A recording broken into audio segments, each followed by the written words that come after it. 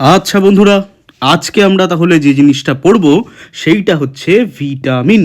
ওকে, দেখো মনে রাখবে ভিটামিন কিন্তু আমাদের দেহের খাদ্যের অত্যন্ত প্রয়োজনীয় উপাদান, কিন্তু ব্যাপারটা হচ্ছে ভিটামিন শক্তি উৎপন্ন করে না, রক্তে সরাসরি শোষিত হয়। আর ক্যাশিমির ফ্যাঙ্ক বলে একজন বৈজ্ঞানিক, তিনি প্রথম ভিটামিন ব্যাপারটা নিয়ে মানুষকে সচেতন করেন। আর ভিটামিন কয় প্রকার আগের ক্লাসেই পড়া হয়েছে, ADEK, BCP। তার মধ্যে বি আবার কমপ্লেক্স, আর ADEK ফ্যাটে দ্রাব্য হয়, আর BCP জলে গুলে যায়। এখন আমাদের পড়তে হবে প্রত্যেক কটা রকম ভিটামিনের রাসায়নিক নাম এবং তাদের অভাবজনিত রোগ, অর্থাৎ কিনা সেই সব ভিটামিন দেহে ঠিকঠাক মতো না থাকলে কি কি ক্ষতি হয়। আমরা তাহলে সেই সব জিনিস পড়ার জন্য একটা দুর্দান্ত ট্রিক জেনে নেব।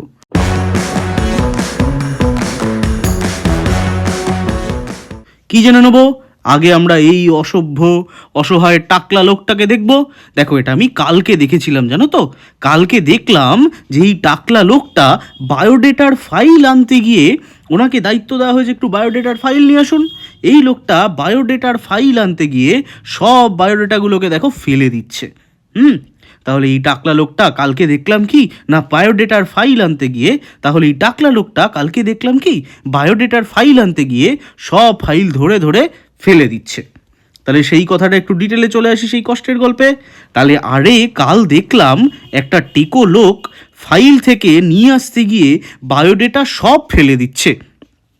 এই লাইনটা ভালো করে মনে রাখবে। কাল দেখলাম একটা টেকো লোক ফাইল থেকে নিয়ে আসতে গিয়ে বায়োডেটা সব ফেলে দিচ্ছে। হচ্ছে ভিটামিন এ। তার রে দিয়ে রেটিনল। সুতরাং ভিটামিন এ এর রাসায়নিক নাম রেটিনল। 2 আসি ডি, কাল ফর ডি, ক্যালসিফেরল। ওকে, তাহলে ভিটামিন এ এর রাসায়নিক নাম আরে দিয়ে হচ্ছে রেটিনল। ভিটামিন ডি এর রাসায়নিক নাম কাল দিয়ে মনে রাখবো ক্যালসিফেরল। এবার টেকো vitamin E, tocopherol. Vitamin E রাসায়নিক নাম টোকোফেরল।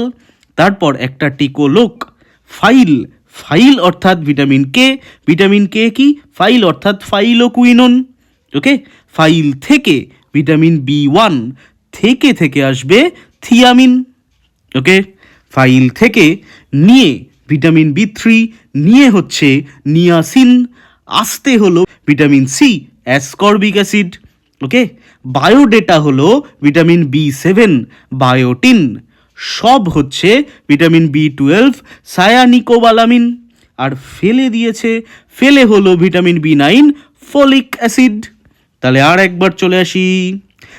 কাল দেখলাম একটা টেকো লোক ফাইল থেকে নিয়ে আসতে গিয়ে বায়োডেটা সব ফেলে দিচ্ছে। ভিটামিন এ রেটিনল, কাল হচ্ছে ক্যালসিফেরল, ডি।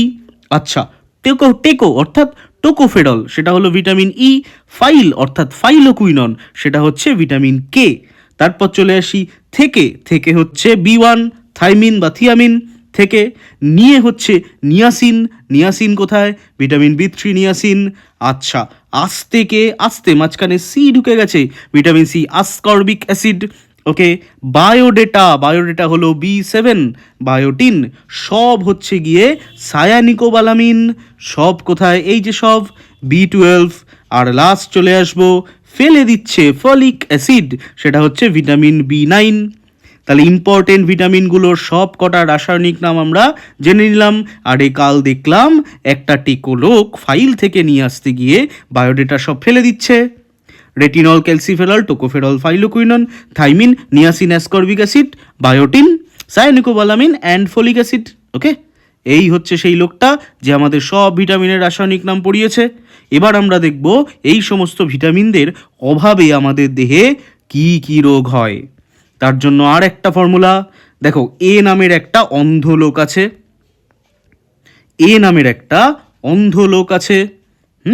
তারপর আর কি হয়েছে? ডি এমন একটা লোক, তার নাম রোগা। আর ই হচ্ছে নিঃসন্তান, তার কোনো সন্তান হয়নি।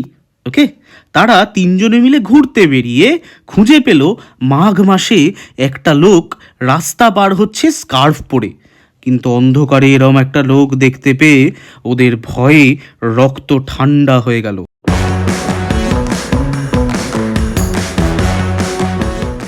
এই দেখো, তাহলে তিনটে লোক, কে কে তিনটে লোক? এই লোকটার নাম হচ্ছে এ, ও অন্ধ। ওকে, এই হচ্ছে দেখো একজন একদম খুব রোগা লোক, সে হচ্ছে ডি, খুব রোগা লোক। আর ই হচ্ছেন একজন নিঃসন্তান মানুষ।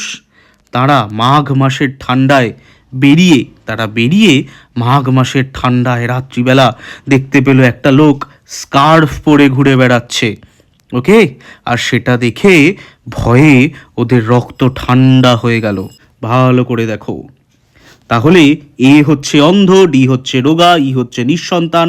তারা ঘুরতে বেরিয়ে খুঁজে পেল মাঘ মাসে একজন রাস্তা পার হচ্ছে স্কার্ফ পরে, দেখে তাদের রক্ত ঠান্ডা হয়ে গেল। এ হলো, দেখো এ তাহলে অন্ধ, এর তাহলে কোন রোগ হয়? ভিটামিন এর অভাবে হচ্ছে রাতকানা এবং জের অপথ্যালমিয়া। মনে রাখবে, জের অপথ্যালমিয়া, অপথ্যালমো মানে চোখ। ডি তো খুব রোগা, ডি হবে রিকেট এবং অস্টিওম্যালেশিয়া। অস্টিও মানে অস্থি, আমরা পড়েছিলাম। তার মধ্যে রিকেট হবে ছোটদের। ওকে, যাদের বয়স কম তাদের হবে রিকেট, আর অস্টিওম্যালেশিয়া হবে বড়দের। ওকে, তারপর ই হচ্ছে গিয়ে যার নিঃসন্তান, তাহলে এ ডি ই তিনজন। ভিটামিন ইর অভাবে হবে বন্ধ্যাত্ব, অর্থাৎ কিনা পুরুষ ও মহিলার সন্তান ধারণ করার, সন্তান উৎপন্ন করার অক্ষমতা। তারপর তারা কি করেছিল? তারপর তারা বেরিয়েছিল বি ওয়ানের ফলে যে রোগটা হয়, বি ওয়ানের অভাবে যে রোগটা হয় তা হলো বেরি। ওকে, তারপর তারা খুঁজে পেল। ওকে, পেলো থেকে কি হবে? বি3, পেলেগ্রা। ভিটামিন বি3-র অভাবে পেলেগ্রা হয়, তাই তাকে পিপি ফ্যাক্টর বলে, পেলেগ্রা প্রিভেন্টিং ফ্যাক্টর। এরকম আরেকটা পিপি আমি। ক্লাস পছন্দ হলে সাবস্ক্রাইব করো, আরও ডিটেল চাইলে একদম চলে এসো, নোট, কোশ্চেন, বাকি ডিটেলিং। তারপর চলে আসি পরের গল্পে, নাম্বার দেওয়া আছে। আচ্ছা, এইবার তারা দেখো মাঘ মাসের ঠান্ডায় পেরিয়েছিল, মাঘ থেকে আসবে ভিটামিন বি9, মেগালোব্লাস্টিক অ্যানিমিয়া। ওকে, তারপর কি হচ্ছিল? একটা লোক রাস্তা পার হচ্ছে, মাঘ মাসে দেখতে পেল একজন রাস্তা পার হচ্ছে, পার থেকে আসবে বি12-এর অভাবে পার্নিসিয়াস অ্যানিমিয়া। ওকে, তারপর চলে এসো স্কার্ফ পরে, তাহলে সি এর অভাবে হবে স্কার্ভি, আর তাই দেখে রক্ত ঠান্ডা হয়ে গেছে। ভিটামিন কে এর অভাবে হবে রক্ততঞ্চনে সমস্যা, অর্থাৎ কিনা রক্ত ঠিকঠাক মতো জমাট বাঁধবে না। তাহলে আর একবার আমরা চলে আসি, এর অভাবে হচ্ছে রাতকানা, সেরপথ্যালমিয়া। ডি এর অভাবে হবে রিকেট এবং অস্টিওম্যালেশিয়া বড়দের। ই এর অভাবে হবে বন্ধ্যাত্ব, নিঃসন্তান থাকা, সন্তান উৎপাদনে অক্ষমতা। ঘুরতে বেরিয়ে হচ্ছে গিয়ে বেরি বি1-এর অভাবে হবে পেলেগ্রা, বি3। মাঘ, মেগালোবাস্টিক অ্যানিমিয়া, বি9, তাই না? তারপর চলে এসো পার্নিসিয়াস অ্যানিমিয়া, বি12। Scurvy, C. রক্ততঞ্চনে অক্ষমতা, কে। তাহলে সব কটা ভিটামিনের অভাবজনিত রোগ আমরা বুঝেছি, ভিটামিনের রাসায়নিক নামগুলো আমরা সব কটা বুঝেছি এই সূত্র দিয়ে। আশা করি বিষয়টা তোমাদের কাছে স্পষ্ট হয়েছে। স্ক্রিনশট নিয়ে নাও, পরে দেখবে আরও মনে থাকবে। চ্যানেল সাবস্ক্রাইব করে নাও। নেক্সট ভিডিওতে আমরা কোষের গঠন পড়ব। আজকের মতো টাটা।